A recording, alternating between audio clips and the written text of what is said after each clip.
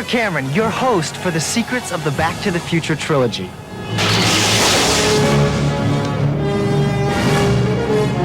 In the next half hour, we'll take an inside look at the amazing trilogy of films that have carried Marty McFly and Doc Brown across the time barrier, spanning more than a century of adventure.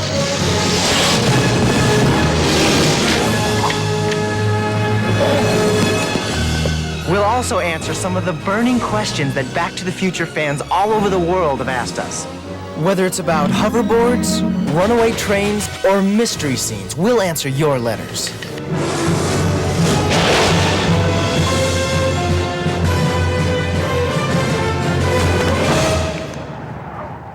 And as you can see, we have plenty of letters to choose from. Hey, fella! You Kirk Cameron? Yes, sir. This telegram just arrived for you. For me? That's right. Oh, hey, it looks like our first question. Grady Cooper from Sioux City, Iowa writes, Dear Back to the Future, when I saw Back to the Future Parts 2 and 3, I left the theater wishing I had a hoverboard. Then I saw an interview with the director saying they were real. The next day I went to all the toy stores and sporting good outlets and I could never find one. What's the deal? Well, I'm sorry to break the news to you, Grady, but director Robert Zemekis was only joking. Hoverboards have yet to be invented, but maybe someday. But if hoverboards don't actually exist, then how did the filmmakers make them look so realistic in the film? Well, it wasn't easy. Get him!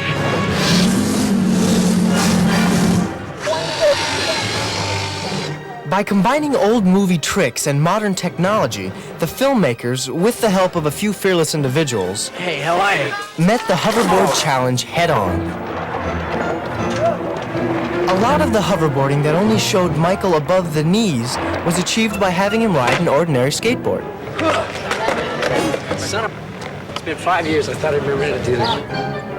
Paths of plywood were laid over almost every inch of the town square to make it look like Michael was effortlessly gliding over rough terrain. Sometimes a platform dolly was used to give Michael and the other actors an even smoother ride. Director Robert Zemekis had a special harness designed which allowed the actors to fly from an intricate series of wires supported by an industrial crane. You know, what we gotta do is we gotta get another crane and we can hang your phone here. Yeah, exactly. And finally, some very creative camera rigs, all to create the illusion of flight. The film is actually a combination of different special effects techniques, whether it was high-tech, low-tech, physical effect, or an optical effect. Just about every type of special effect known to man was used in making the hoverboards fly.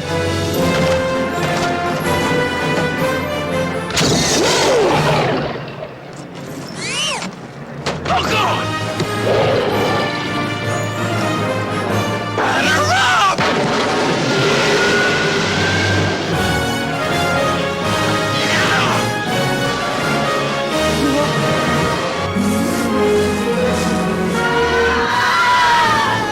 Now, here's a letter from a Mr. Joey Farmer, which reads, Dear Back to the Future, I'm a car salesman in a major metropolitan area, and I gotta say, the main reason I go and see them Back to the Future movies is to check out that DeLorean time vehicle. Boy, is that baby flat equipped. If you could give me a rundown of some of the features of this fine machine, I'd be much obliged. Well, Mr. Farmer, the DeLorean has undergone a lot of changes throughout the 3 Back to the Future films. Now, the essentials, like the flux capacitor, This is what makes time travel possible. the time circuits, and the destination keypad have always stayed the same. But for traveling forward to the future, Doc Brown took the DeLorean concept to new heights. Modified and futurized with a simple hover conversion from the year 2015, the DeLorean was able to defy gravity as well as the time barrier. But if you're traveling through time, you're going to encounter some different terrain. Whether you're crossing the high plains or riding the rails in the Old West, the DeLorean is the time machine of choice. Look out!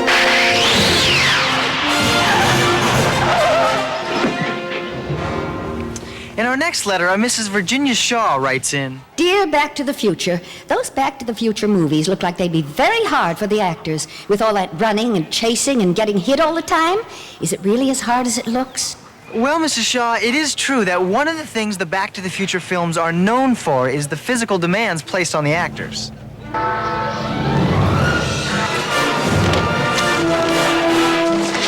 Through it all, Michael J. Fox and director Robert Zemekis have developed a philosophical attitude. Bob and I have an expression that we used on the first movie, which is pain is temporary, film is forever. And, you know, that's the way you got to look at it. You know, if you get hit in the head a couple of times to make a great film, it's kind of worth it. I love action, you know, and I love to do stuff, you know. I love it when I do something and, you know, I can hear somebody go, well, they're not going to let him do that, are they? And I'm like, hey, they can't stop me from doing it.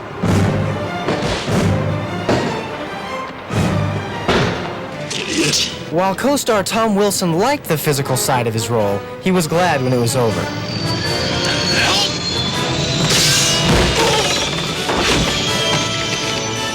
Nice shot, Doc!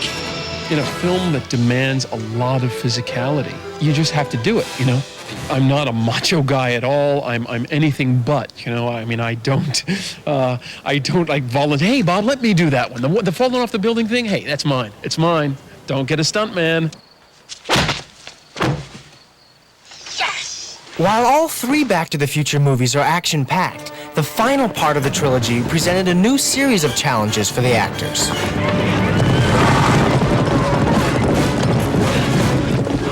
Galloping at a breakneck speed on horseback, you know, spinning a rope over your head, you know, kicking the horse, saying, "Hia," you know. There's something I never thought I would actually yell at a horse. Hia. I always thought, you know, if I yell something at a horse, it will be like, easy, big fella. Something like that. Something like, whoa. I don't know if part 3 was especially more physically demanding than part 2. It just seemed like there was something new every day. Just running and jumping and falling and being dragged. And then also a lot of stuff on the train, running along the tops of the train. It's fun. I mean, I really enjoy it. Boom! Good one. One more, Jim. Shooting action sequences requires more than physical strength. Scenes must be carefully choreographed and rehearsed. When it comes to a fight sequence, it takes a lot of time to set these things up because not only does it have to look exciting, but it has to be totally safe for the actors. Just don't come at him with the pain, come at him with the rage. Right. After you realize that he's hoodwinked you. Yeah. Okay, here we go. Here we go. Action! With the actors set, the scene was ready to be shot.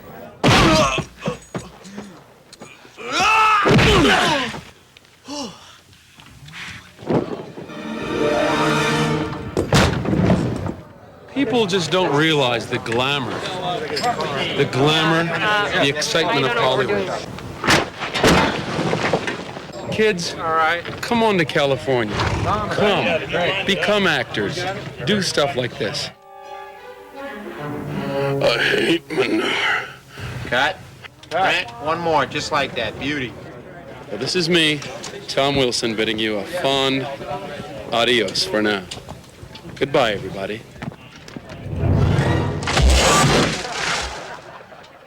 See, being an actor isn't always easy. You've got to be prepared for anything. Are you Kirk Cameron? Yeah, I got a letter for you. thanks. Oh, great letter. It comes from a David Palmer who says, Dear Back to the Future, I just watched the original Back to the Future on videotape for the 27th time, and I think I found a mistake. 27th time?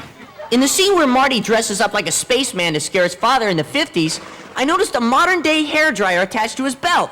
Now, I know Marty didn't bring a blow-dryer with him, so how do you explain that one? Well, my name is Darth Vader. Here's the scene David was referring to.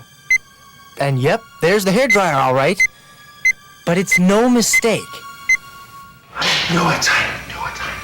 Here in this never-before-seen shot from Back to the Future, we find out where that hairdryer came from. So, these are all my personal belongings, huh? Yep. What's this thing? It's a hairdryer. A hairdryer? But don't they have towels in the future? Look at these underpants. What's this? Suddenly the future's looking a whole lot better. Our next letter comes from a Dr. D. Allen Burris, a history professor at a noted Ivy League university. It reads, Dear Back to the Future, as an educator in the study of human history, I have come to the inalterable conclusion that history tends to repeat itself. Is my understanding correct? Your conclusion couldn't be more correct, Professor. In fact, Marty McFly came to the same conclusion, the hard way. Take a look and see what just breezed in the door. Welcome to the Cafe 80s. What'll it be, stranger? Give me a Pepsi free. Ice water? Ice? All I want is a Pepsi. Hey, Fly! What do you think you're doing? Biff. I thought I told you to stay in here! He's Griff. You ain't Seamus McFly. You're Mad Dog Tannen. Nobody calls me Mad Dog.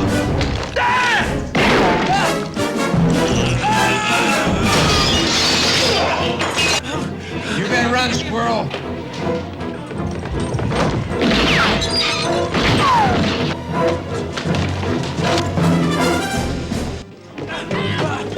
Whoa, kid, stop. Look.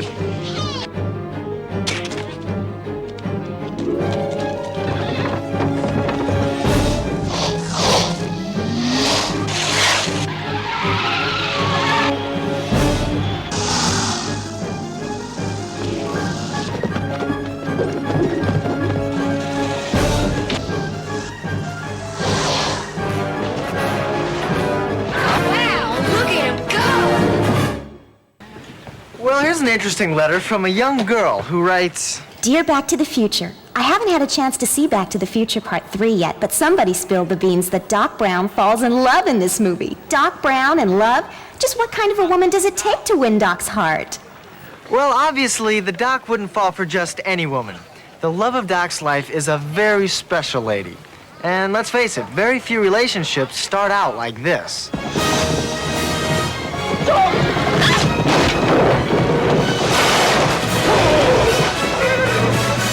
Emma Brown at your service, Miss. Clayton. Clara Clayton. Mary Steenbergen plays a schoolteacher with whom the Doc falls madly in love. She's a little bit eccentric, and her head's a little bit in the clouds. I mean, she's really interested in science and astronomy and telescopes and looking at the stars. If you move it this way, the image turns fuzzy. See? But if you turn it the other way, Everything becomes clear.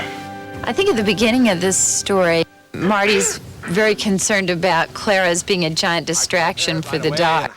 And then he begins to see that his old friend has fallen in love, and this is astounding to him. The Doc in love, it's hard to believe. What do you mean you're going to be seeing lots of her, Doc? Well, I might see her again just in passing. He and Doc kind of switch roles, and, Marty sort of becomes more of the adult, and Doc becomes the young man in love. Evening. You look very nice.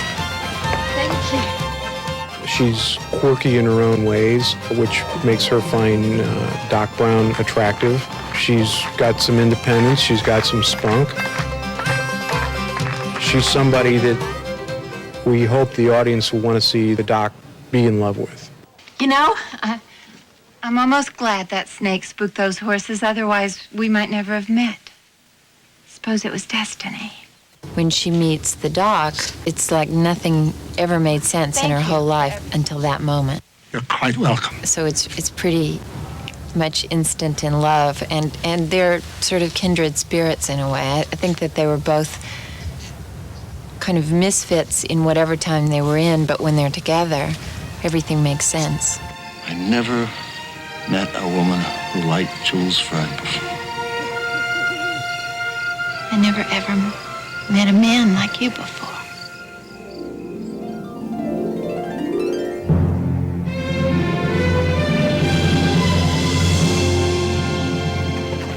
So Doc finally falls in love. So in love that he's willing to alter time itself to be with her. But just what happens when you alter time? Well, that's exactly what high school student Willie Richter wants to know. Dear Back to the Future, I've been reading a lot of books about time travel, and they keep mentioning the cause and effect theory of time travel. Can you explain what that is? Sure. If we take a look at Biff's actions in Back to the Future Part 2, we have a prime example of this cause and effect theory. By stealing the DeLorean and traveling back to 1955, Biff was able to alter history. By bringing a sports almanac from the year 2015 back with him, Biff was able to give himself forbidden knowledge about the outcome of every major sporting event for the next 50 years. All you gotta do is bet on the winner and you'll never lose. And the result was catastrophic. Biff had succeeded in creating an alternate present, a nightmare come true. The Hill Valley Courthouse was now a casino. The town square had been transformed into a war zone. And in this scene that was eventually cut from the film, we see what became of Marty's high school. This is nuts. But just what happens to Biff when he returns to the future? Well, it's likely that his wife Lorraine shot him sometime in the mid-1990s. Because as we can see in this scene that was also cut from the film, Biff is literally erased from existence in the year 2015. And finally, a question lots of Back to the Future fans have been asking. This letter comes to us from a little boy who says, Dear Back to the Future, I just saw Back to the Future Part 3, and my favorite part of it was the train stuff near the end. My question is, didn't they get into trouble for running that old train off a cliff? Well, the answer is no. They didn't get into trouble for running that train off a cliff. But that's not to say it wasn't a lot of trouble to do. Marty, are the time circuits on? Jack, Doc! The Doc and Marty have a very simple problem. They have to get the DeLorean up to 88 miles an hour, and even though a steam train can't go that fast, the Doc, being a man of science, figures out a way to do it for a few seconds anyway. Doc! The railroad's about to blow!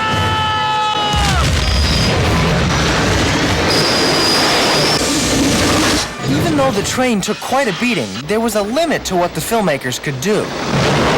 Obviously, it's impossible to take a real 100-year-old antique steam train and throw it off a cliff, so we went to Industrial Light Magic and had them build a miniature one for us, and we threw that one off the cliff. A team of special effects technicians painstakingly created a quarter-scale train. It's as small as we could make it, as the model, and still retain, all the scale of this explosion in the surrounding area, everything to look right.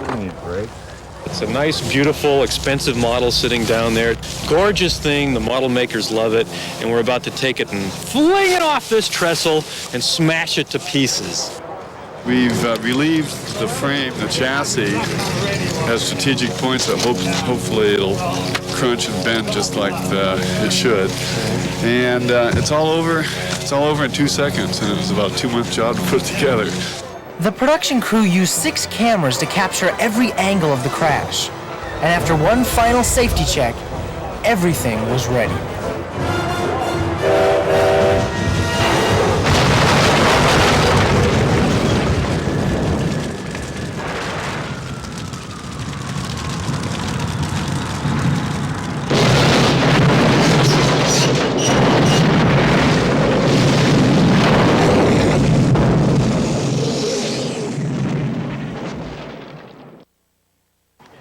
Well, I hope you've enjoyed this inside peek at the Back to the Future trilogy. I know I have. But, there still is one more Back to the Future secret that everybody seems to want to know the answer to. Is there gonna be a Back to the Future Part 4? Well, it doesn't look likely, partner. But, Back to the Future will live on in Back to the Future The Ride. It opens in November of 1990 at Universal Studios, Florida. I'm Kirk Cameron. Thanks again for joining me. And remember, the future is what you make of it.